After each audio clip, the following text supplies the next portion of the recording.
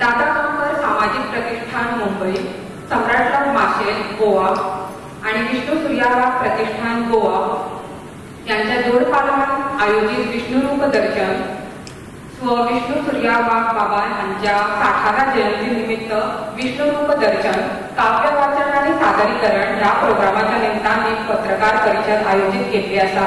विष्णू आज साहित्यिक होता, नाटककार होता, कवी होता, चित्रकार होता, आमदार होता, सभापती होता आणि कलाकार स्टेज आर्टिस्ट होता. विष्णूची अगदी वेगवेगळी रूपं आम्ही बघितली आहे. तो दर्दी होता, सर्दी होता, मस्त जगला विष्णू.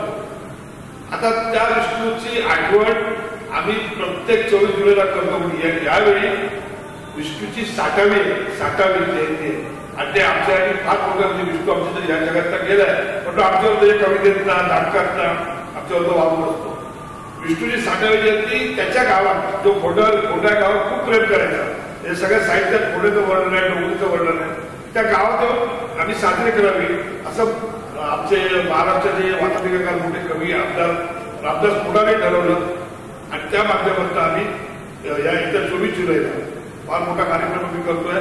तरी महाराष्ट्रातले सगळे नामांकित कवी जे विष्णूवर गायले आहेत, विष्णूवर जरी महाराष्ट्रावर दौरे केले, त्या सगळ्यांना घेऊन आम्ही मोठा कार्यक्रम ठेवतोय.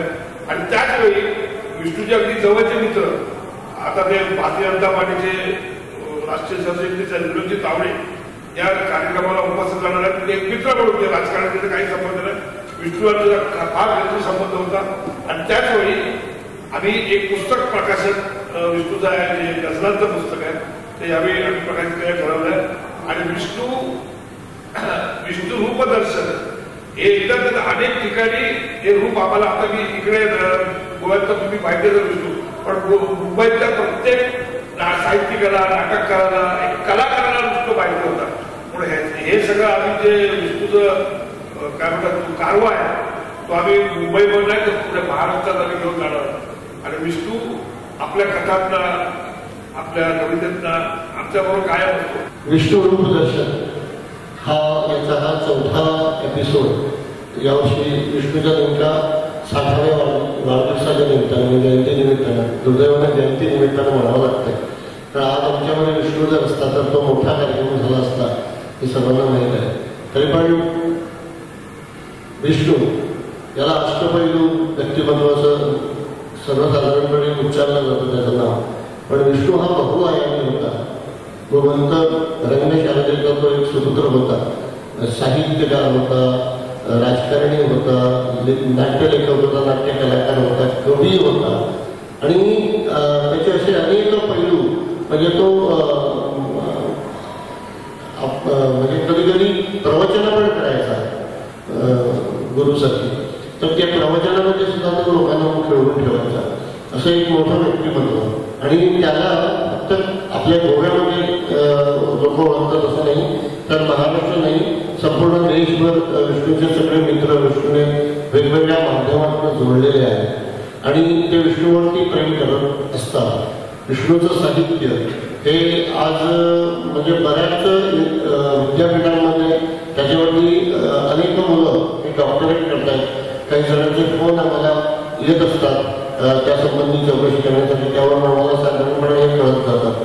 तर विष्णूसूर्या वाघ प्रतिष्ठान जे आहे त्याच्या माध्यमातून असे कार्यक्रम आम्ही पुढे नेण्याचा प्रयत्न करतोय. आणि विष्णूच्या नावानं एक विष्णूपीठ आपल्याला स्थापन करायचं आहे. विष्णूची समाधी म्हणजे विष्णूचं एखादा पुतळा उभा करायचा नाही आहे, तर विष्णूचं जिवंत स्मारक आम्हाला उभं करायचं. आणि ते कसं असायला पाहिजे तर विष्णूचं सगळं जे साहित्य आहे त्याचं एक दालन असावं, त्याची म्हणजे एक इमारत असावी. त्या इमारतीमध्ये विष्णूच्या सगळ्या साहित्याचा लोकांना अभ्यास करण्यासाठी तिथं हे असतं. त्याबरोबर अन्य साहित्यही तिथं उपलब्ध होणार आहे. अशा प्रकारचा एक मानस आहे. विष्णूने आतापर्यंत लिहिलेली पुस्तकं आहेत त्याची अजून 30% ही छापून झालेली नाही आहे.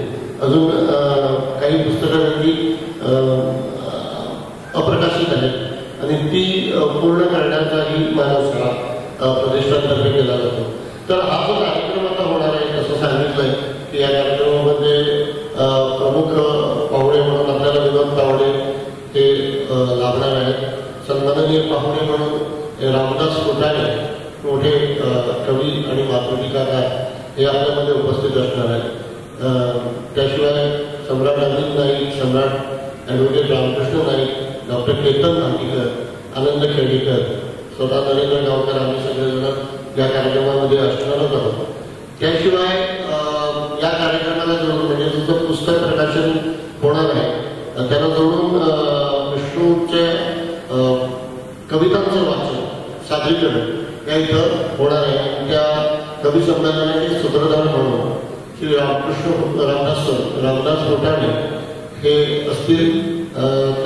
आणि त्याशिवाय अरुण म्हात्रे हे मुंबई, नितीन देशमुख विदर्भातनं येणार आहेत, श्री नारायण कोळी मराठवाड्यातनं इथं उपस्थित असणार आहेत, श्री भारत कौंकर हे पश्चिम महाराष्ट्रातनं इथं येणार आहेत, तर शशिकांत तिरोडकर हे कोकणातनं, श्रीमती वैशाली पतंगे ही पुण्यातनं, डॉक्टर दिलीप पांढरपट्टे मुंबई, देवीराज आंबेडकर गोव्यातनं, गोविंद भगत गोवा, राजमोहन शेटे गोवा, पांडुरंग गावकर गोवा आणि बाळकृष्ण मराठे हे आम्ही सगळेजण या कवी संमेलनामध्ये सहभागी होणार आहोत.